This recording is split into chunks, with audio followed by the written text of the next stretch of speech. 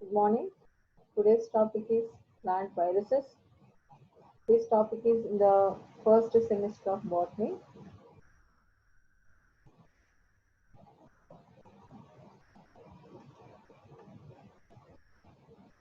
In this topic, this introduction of this plant viruses. These viruses are called acellular and non-living organisms. So these they are present. They are obligatory parasites. They are present in the host cell, then only they'll replicate.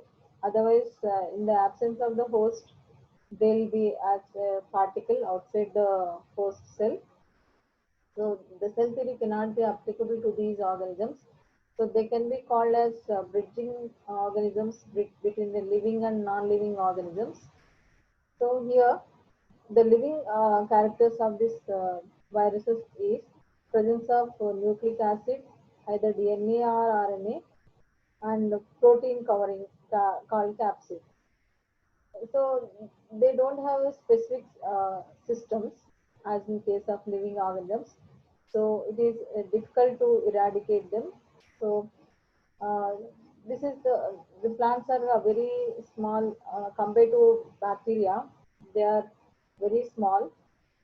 They can pass through the bacterial filters also. So that means even the largest virus is smaller than the smallest bacterium. So they are very microscopic organisms. Uh, when compared to bacteria, they are very small. They can be considered as bridging organisms. They are like bridges between the living and non-living organisms. So they show both the non-living and living characters. So they can act as connecting organisms between the living and non-living organisms. They are obligatory parasites. That means uh, they'll survive only in the presence of host cell. In the absence of host, they cannot live. They cannot live without the host, and they can multiply only in the host cell.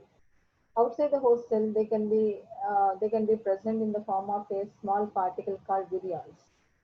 So this was the name. The first discovery of these plant viruses was by Ignosky when he observed tobacco mosaic disease in the tobacco leaves.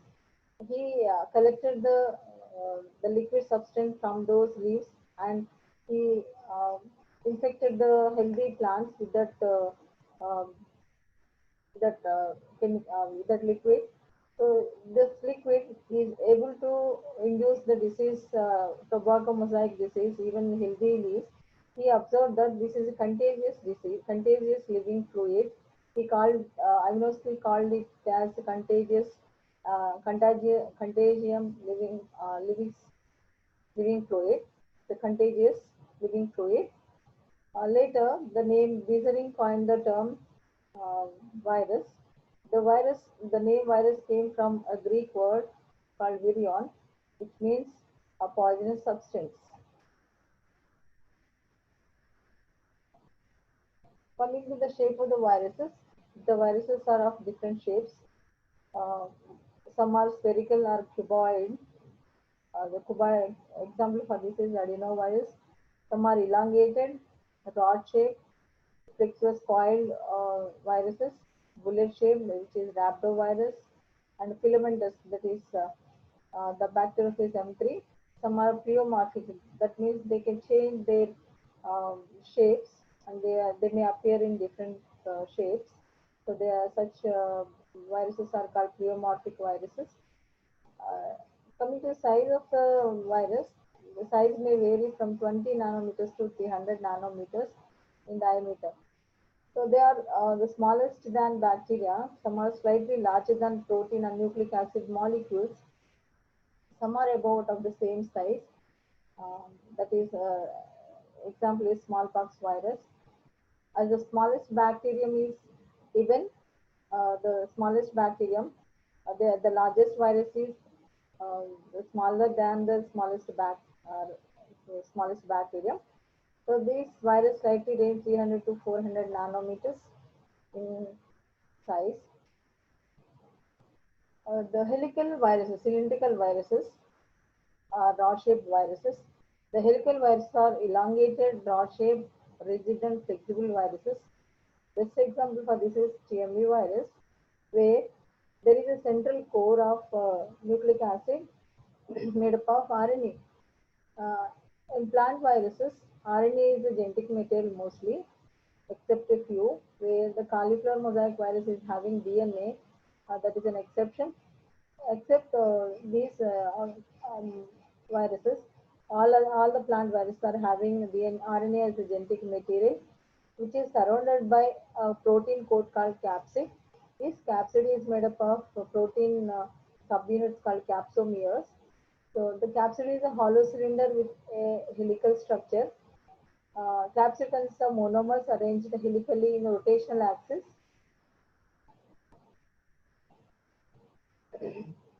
Another Another thing is the polyhedral virus, which is also called icosahedral viruses. This structure has the three possible symmetries, such as tetrahedral, octahedral, and icosahedral. The viruses are more or less spherical, therefore, icosahedral symmetry is the best one for packaging and bonding of subunits. The capsomeres of each phase form an equatorial triangles and 20 and 12 intersecting points of corners. So the, there is 12 phases which form the head region. In case of bacterial phase, the head region is having the tetrahedral symmetry. They consist naked capsid, just example adenovirus, are envelopes, just as in herpes simplex virus. The bacteriophage are the viruses which infect bacteria. So depending upon the host, there are different types of bacteria. There are cyanophages, the bacteria which infect the cyanophycean algal members, zymophages which infect the so yeast cells, and the bacteriophages which infect the bacteria, and zoophages that infect purely animals, and the viruses which infect the plant virus are phytophages. This bacteriophage is the one which shows the complex structure with the head and tail region. The head is hexagonal in shape. It shows icosahedral symmetry, that is tetrahedral symmetry. It has in bacteriophage two types of symmetry is present. One is tetrahedral, and the other one is the tail region is showing the spiral symmetry. Since it is having two types of symmetry, it shows the binary symmetry. The bacteriophages are the best example which shows the binary symmetry. Both two types of symmetrical structures here. The head region is hexagonal. Inside the head region, the DNA is present. Around this DNA, there is a capsid, protein coat is present. The head, just below the head region, there is a tail, a short tail is present, which is a hollow cap, which is not, which is devoid of DNA, completely hollow. It is protected by a sheath. The connection between the head and tail region is there is a structure called collar. At the end of the tail region, there is hexagonal plate called end plate is present. From the six corners of this hexagonal end plate, tail fibers are arising. There are about two fibers from each corner of the hexagonal end plate.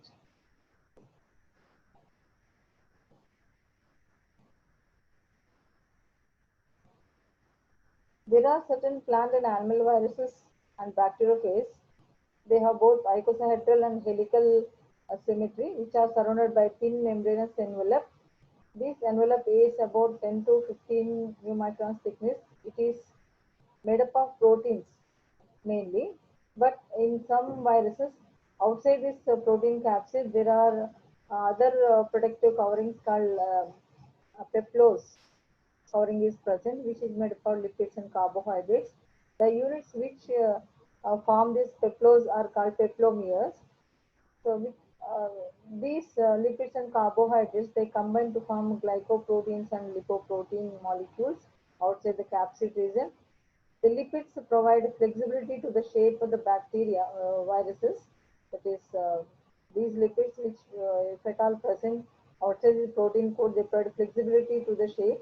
Therefore, viruses look of variable size and shape. In case of some pleomorphic viruses, where the size, shape of the viruses changes, and protein component of the envelope is of viral origin, and lipid and carbohydrate may be the features of host membrane. Maybe the outer layer is outer to the capsid, may be originated from the host membranes, the lipid and carbohydrates, but the protein coat is completely of its own. That is the virus. Important virus is the tobacco mosaic virus, which was studied first identified by Ivanovsky. Later, many viruses were identified, but the one is the tobacco mosaic virus. It is the most serious pathogen causing mosaic disease on tobacco leaves. It is transmitted by artificial inoculation, but not by insect vectors. Uh, TME is the most resistant virus known as so far, of which the thermal dead point is 90 degrees centigrade for 10 minutes. If it is subjected to 90 degrees centigrade for 10 minutes, the virus may disappear. The death of the virus may occur. This is the first virus that was crystallized. So, in the crystal form by W.M. Stanley, and bacteriophage were also identified by these scientists, W.M. Stanley.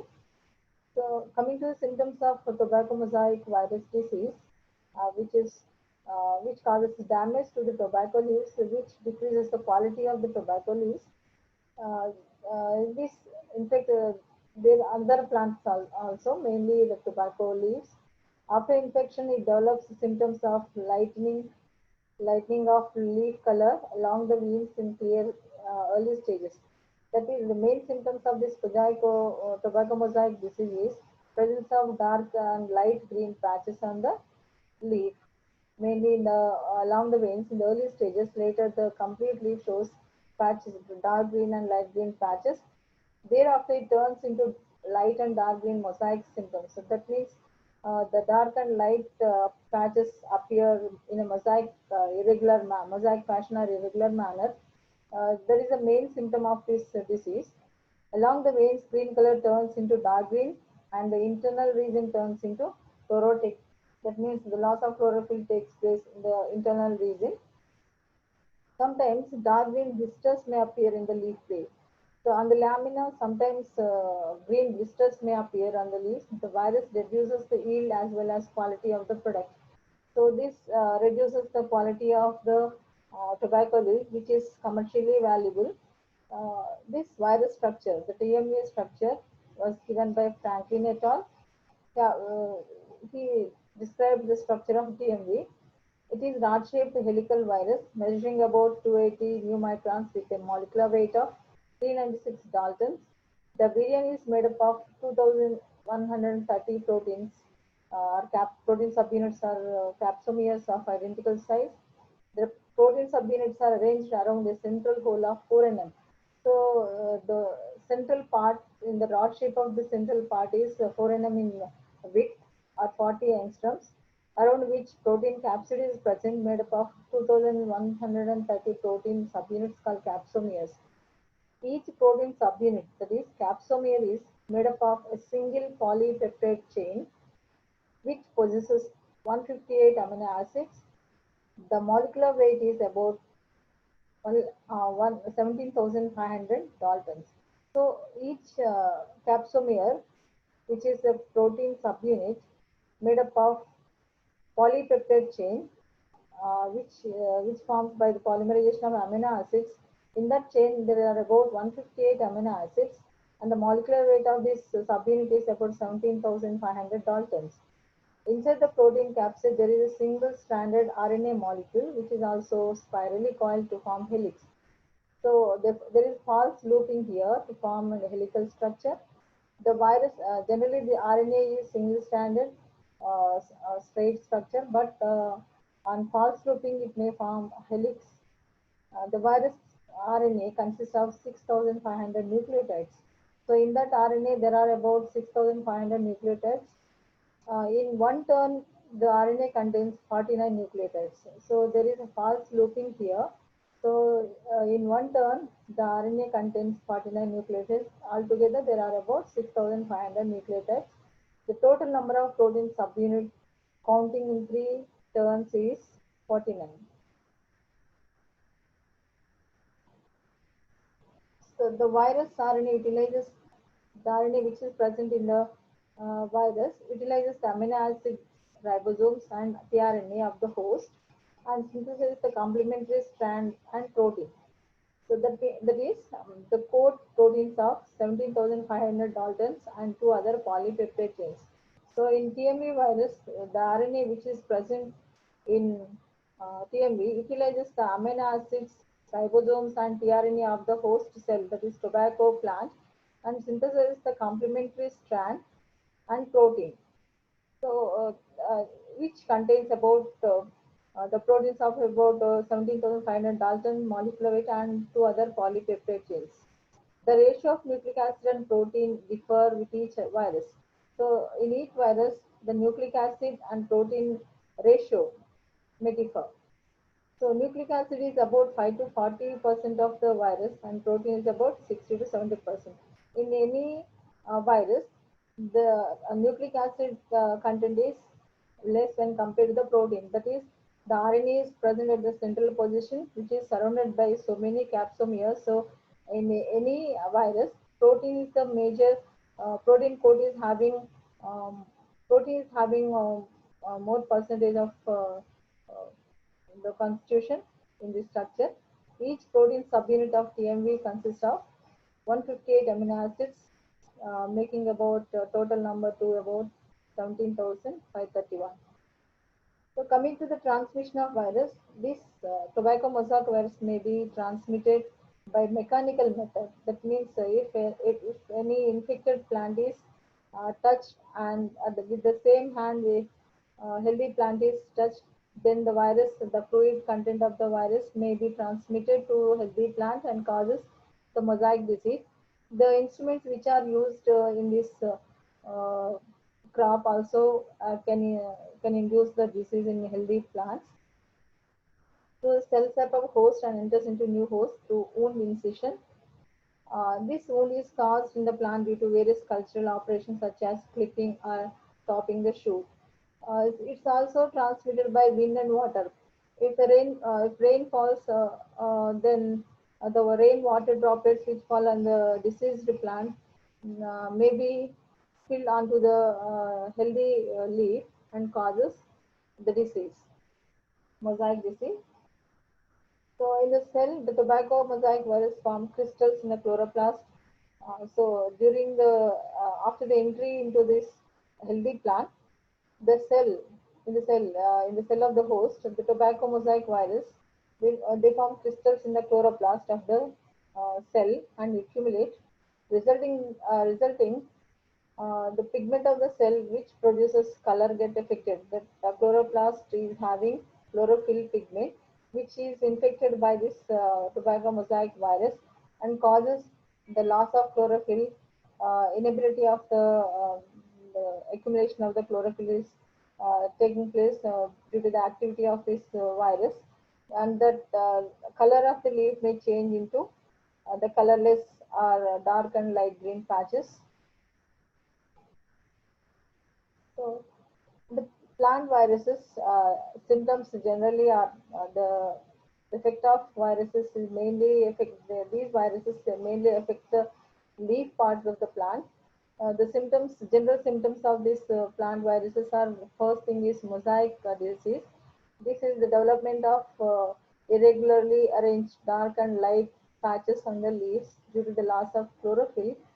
So this disease is called mosaic because the patches are appearing in an irregular manner in a mosaic fashion.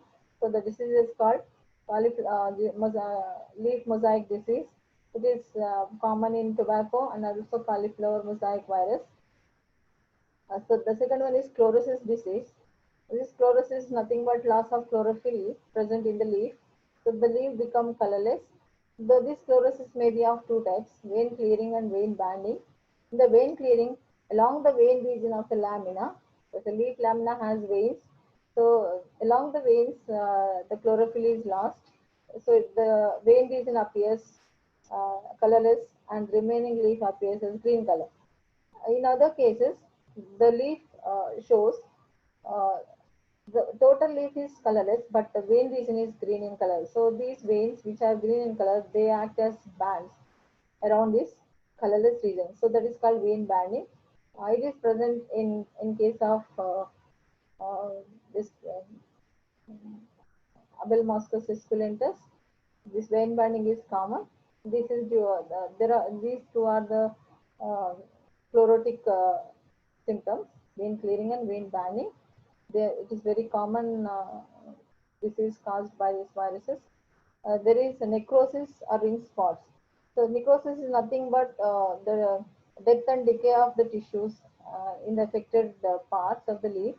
So this part which is affected by this virus is in the form of concentric rings or broken rings of infected red cells. These ring spot may be chlorotic rings rather than necrotic rings. So these sometimes may be due to the death or due to the loss of chlorophyll. There is a circular ring patches are present on the leaves, so they are called ring spot diseases. The necrosis is another important disease caused by the virus. Besides localized cell death in necrotic local lesions or ring spots, necrosis is certain areas, organs like leaves, fruit, seeds, tubes, tubers, or entire plant is affected. Mainly the leaves show scattered necrotic patches of dead tissue. After some time, the necrotic tissue will be disappear. The total plant is affected in its yield. One more thing is abnormal growth. Mainly the leaf, due to virus infection, leaf show abnormal growth like leaf curl disease, just as it is seen in papaya, the leaf curl disease. Then leaf rolling, crinkling, puckering, the depressions. The other abnormalities may also develop in leaves, such as smaller blisters and thickened leaves. So these symptoms, the normal growth of the leaf will be affected. Sometimes blisters may be appear on the leaves. Sometimes the leaf become very thick, and sometimes the leaf curling will be taking place. Sometimes the normal leaf lamina rolls, and such symptoms may be appearing due to the presence of these viruses. So, by the effect of these viruses, leaf shows abnormal growth patterns in its life cycle. The flower symptoms, sometimes not only leaves, mostly leaves are affected. In some cases, flowers also affected. There is color breaking, streaks appear on the or sectors of tissue with such color that are different from the normal one. Sometimes the flowers, the petals and the petals of the flower show different color combinations. They appear like streaks on the petals. So sometimes it may appear sometimes these streaks may appear beautiful. This happens due to loss or increase of anthracene pigment in petals. So this arrangement of the structure, there is a formation of the loss of or increase of this anthracene pigment may result in the different colors in the petals that may be due to the plant viruses. Coming to the life cycle of viruses, so viruses, there is no sexual and vegetative reproduction. The sexual reproduction is not present here also. Only in the host cell, it undergoes two types of life cycles. One is lytic cycle, other one is lysogenic life cycle.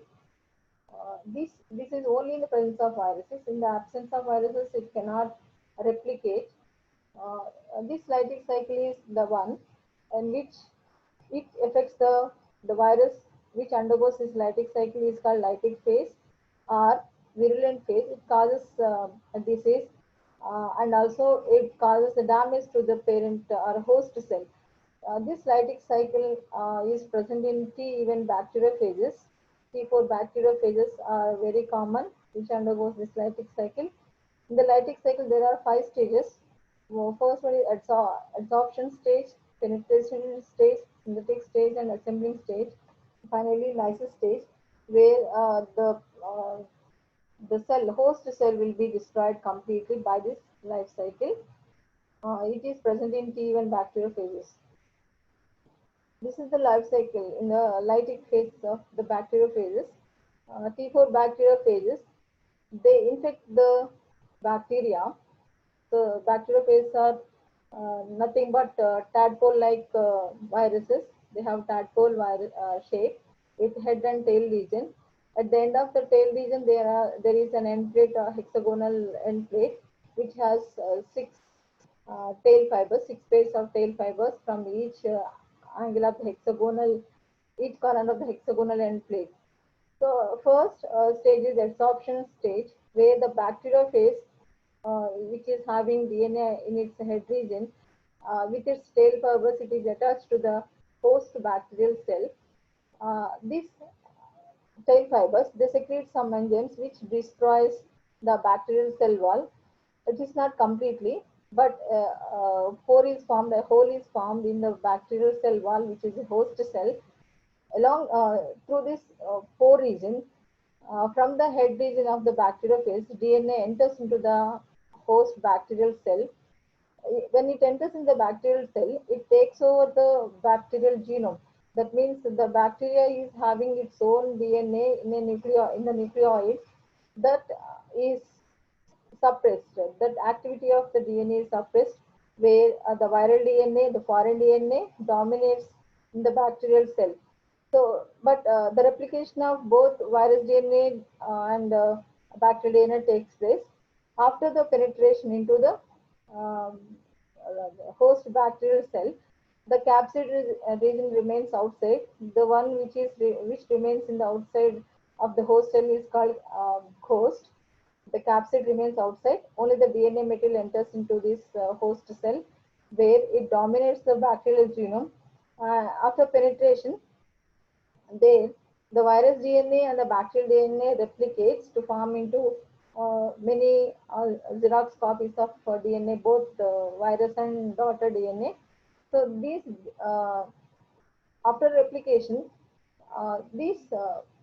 there is synthetic phase taking place, where along with this replication, some proteins which are required for the formation of capsid also synthesized here, and by the assemblage of these proteins into capsid and the entry of this new DNA fragments which enters into the newly formed head region, there is a partial formation of this daughter bacteriophages takes place.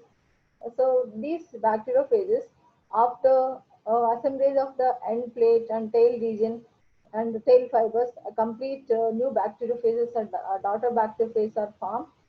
When more number of bacteriophages are formed in this uh, host bacterial cell, it exerts some pressure on the bacterial cell, which ruptures the bacterial cell and the new bacteriophages are released.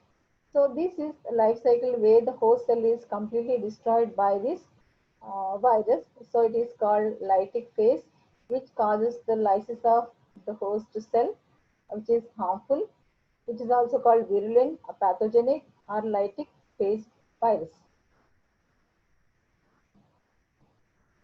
Other one is lysogenic life cycle. It is present in this lambda polyphase lambda polyphages, which affects uh, especially coli bacteria. These polyphages, first the bacteriophage, which is infecting the polyphase bacteria, is also having a tadpole structure with head region and tail, which are connected by collar. At the end of the tail region, there is a hexagonal end plate with six pairs of tail fibers.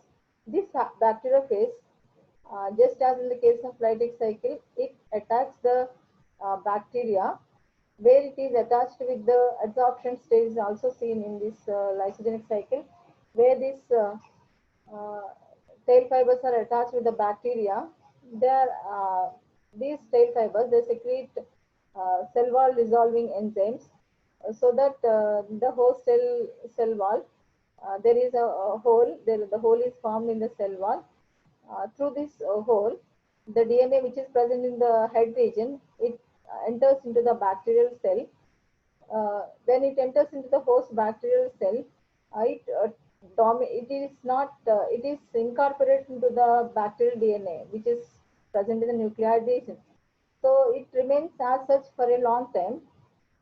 After so many generations, this DNA, which is having both bacterial and virus DNA, incorporated virus DNA, remains as such for a long time without causing any damage to the parent cell. After many generations, this the DNA which undergoes further replication and results in the formation of new daughter bacteriophages, and at that stage it causes the damage. But it remains as such for a long time. It cannot affect the host cell, so it is called avirulent type of viruses or prophages are also called temperate phages. So this in this life cycle, it is not affecting the parent parent host cell, that is the host bacterial cell. In this life cycle, there is no damage. So they are called non-pathogenic and avirulent or temperate prophages. It is called prophase. By these two types of life cycle, only in the presence of the host, the virus replicates. This is about the life cycle and the transmission and the study of different types of viruses. So it finishes the topic. Thank you.